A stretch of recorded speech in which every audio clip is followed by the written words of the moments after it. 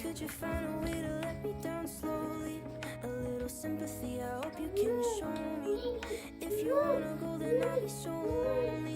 সাবধানে চৌকাটটা পার হয়। মোমো আছে ওই ঘরে, মোমোর কাছে যেতে হবে না এখন, খালি মোমোকে গিয়ে ডিস্টার্ব করে।